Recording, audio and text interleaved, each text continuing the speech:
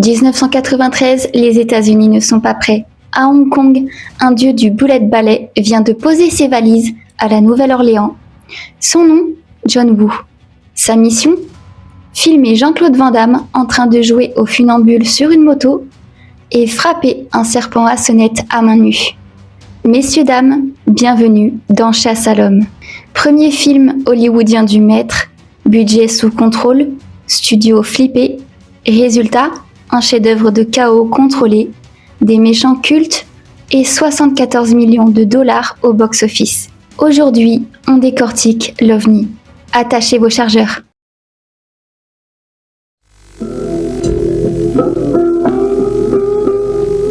À la Nouvelle-Orléans, dans les bas-fonds du vieux sud, loin de la musique et des lumières, un nouveau jeu fait fureur. On vous fournira un guide, des rabatteurs et les armes de votre choix. Je viens signaler une disparition. C'est un jeu mortel. Notre gibier est exclusivement constitué de spécialistes du combat, d'hommes dont le talent aiguise notre plaisir de chasseur. Où l'on gagne à tous les coups. Vous voulez retrouver votre père ? Cherchez-vous un guide qui connaisse bien la ville. Pour les résistants, c'est l'homme de la dernière chance. C'est un drôle de nom, Chance. Maman prenait des risques. Alors, notre ami Monsieur Boudreau, médaille militaire, chef de commando dans les Marines. De toute évidence, quelqu'un à ne pas sous-estimer. Il commence à m'énerver, cet insecte. Et un insecte, ça s'écrase. C'est pas le moment de moisir ici. Les femmes d'abord. Quoi ? Ces hommes vous pourchassent pour l'argent ou pour le plaisir ? Pour les deux. Au fond, t'as du bol. Tu vas aller retrouver Elvis. Arrête les frais, tu veux. Jean-Claude Van Damme est la cible vivante. Je t'ai beaucoup manqué. Un film de John Woo, le réalisateur de films d'action de renommée internationale. Ça fait quel effet de servir de gibier ? Tu vas me le dire. Chasse à l'homme. Hard Target.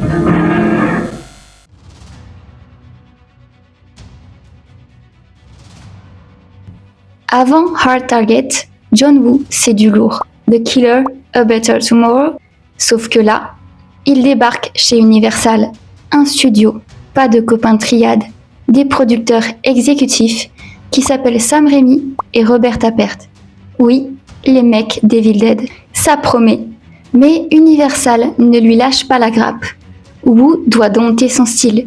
Moins de ralentis surréalistes, plus de cadres serrés.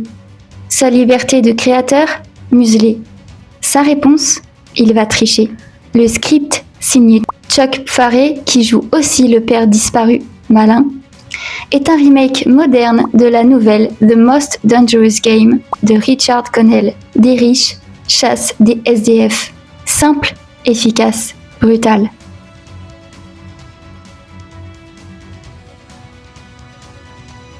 Au centre du ring, Jean-Claude Van Damme et Chance Boudreau.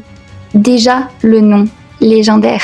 Un marine roux, expert en arts martiaux, qui ne sait pas porter une chemise fermée. Parfait. Mais les vrais rois du festin, ce sont les méchants. D'un côté, Lance Henriksen, Émile Fouchon, le riche psychopathe au sourire de crocodile. De l'autre, Arnold Vosloo, Pete Van Cleef, le second aussi classe qu'instable. Ensemble, ils forment le duo de salauds le plus underrated des années 90. Et on n'oublie pas Wilford Brimley en oncle Doovie, le vieux qui tire mieux que vous. Et Yancy Butler, Natasha Binder, pas une demoiselle en détresse, non. Elle cherche son père et elle se prend des pains, mais elle se relève, comme le film.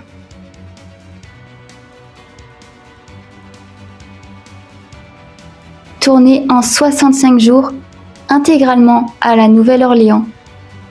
Pas de studio backlot ici. Woo filme la sueur, le quartier, les entrepôts moisis. Ça sent la poudre et le gumbo. C'était un film difficile physiquement? Très, très difficile. Il y a beaucoup d'action et beaucoup de slow motion. Alors je voudrais faire beaucoup de choses moi-même, disons, toutes les scènes d'action, les faire un maximum moi-même, dépend l'assurance pour le film, mais comme tout se fait en slow motion, on peut voir la personne qui fait l'action, donc je suis très occupé moi-même avec les scènes d'action. La qualité de John Woo, ce qu'il peut faire de mieux, c'est de créer un héros. C'est-à-dire comme les anciens films d'Alain Delon, Black and White, noir et blanc. Il passe son temps, les 15 premières minutes du film, à faire des shots très spéciaux, des grands close-up, des réactions un peu ordinaires, qui sortent de l'ordinaire, avec des slow motion, que les gens, le public, commencent à vraiment sentir quelque chose pour le héros. Et puis, il met le héros dans une situation très difficile. Donc les scènes de film vont s'ouvrir superbes, avec le long coat, le long par-dessus, les looks dans les yeux, ça va être un truc super. Et après, donc, on aura toute l'action qui sera donc non-stop. Les Français vont adorer.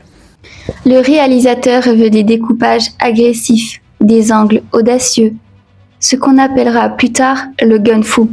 Mais Universal flippe, trop violent, John. Résultat, 2 versions. La version américaine censurée et la version hongkongaise, la vraie, dévoilée, avec des ralentis qui durent 3 siècles et des cartouches qui volent comme des colombes.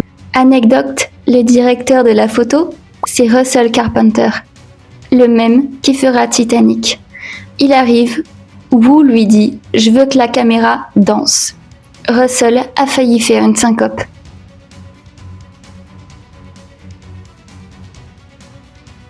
À sa sortie, les critiques, bof, trop bourrin, trop stylisé. Mais le public, lui, kiffe. 74 millions de dollars dans le monde. 23e plus gros film de 1993. Devant Last Action Hero? Non, mais pas loin dans les cœurs. Hard Target, c'est le pont entre 2 mondes.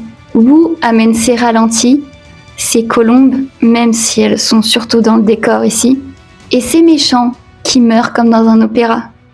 Hollywood lui dit « Calme-toi ». Il répond « Regardez-moi faire ».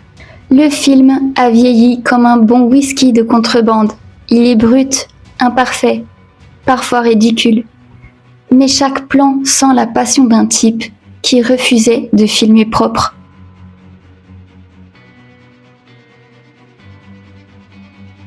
Alors Chasse à l'homme, chef-d'œuvre ou nanar sacré? Les deux. Et c'est pour ça qu'on l'aime. Si vous voulez voir Van Damme incendier un entrepôt, Vosloo en costume trop classe et John Woo défoncer la porte d'Hollywood avec un sourire, courez. Likez si vous aimez le gun-fu, abonnez-vous pour plus de cinéma qui tâche. Moi, je retourne regarder la scène du vol de moto. C'était Hard Target, Woo, Van Damme, la totale. Ciao les cowboys!